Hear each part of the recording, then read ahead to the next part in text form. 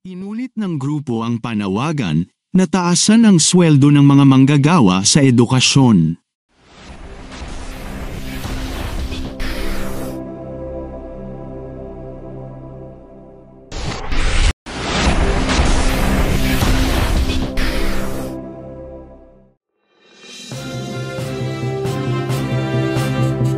Magandang araw po mga kaguro. Inulit ng grupo ang panawagan na taasan ang sweldo ng mga manggagawa sa edukasyon. Hinimok ng Alliance of Concerned Teachers ang gobyerno nitong Miyerkules na unahin ang pagbibigay ng malaking dagdag sahod sa lahat ng manggagawa, kabilang ang mga guro, dahil sa epekto ng inflation sa presyo ng mga pangunahing bilihin. Inulit nila ang kanilang panawagan para sa 50,000 pesos entry-level pay para sa mga guro sa parehong pampubliko at pribadong paaralan, 33,000 pesos para sa salary grade 1 employees, SG16 para sa instructor 1 sa state universities and colleges, at 33,000 pesos national minimum wage.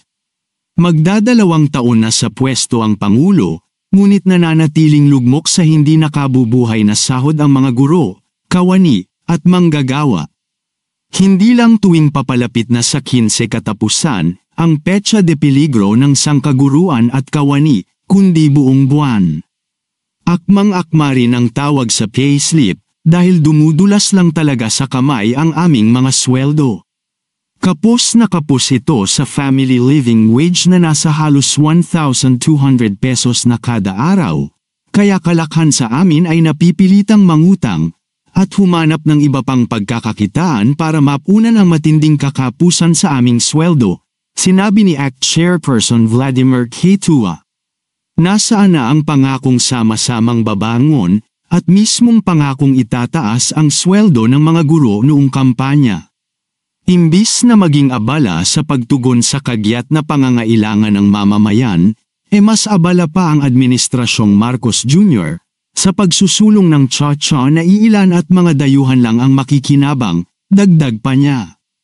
Inanunsyo ng grupo na itatanghal nila ang aktibidad na 8,000 lights for salary increase sa April 26 at pakilyusin ang libu-libong miyembro nito para sumali sa protesta ng 2024 Labor Day, para samahan ang lahat ng manggagawa at iba pang sektor na sama-samang tumawag para sa dagdag na sweldo at sahod.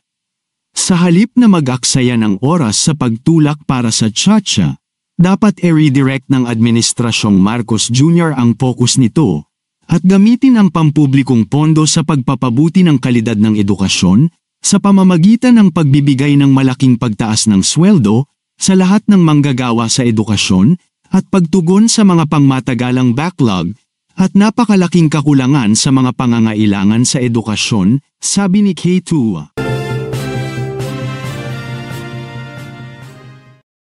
Kung meron man kayong mga komento tungkol sa mga isyong ito, maaari kayong magbigay ng mga reaksyon sa comment section na makikita sa ibaba ng bidyong ito.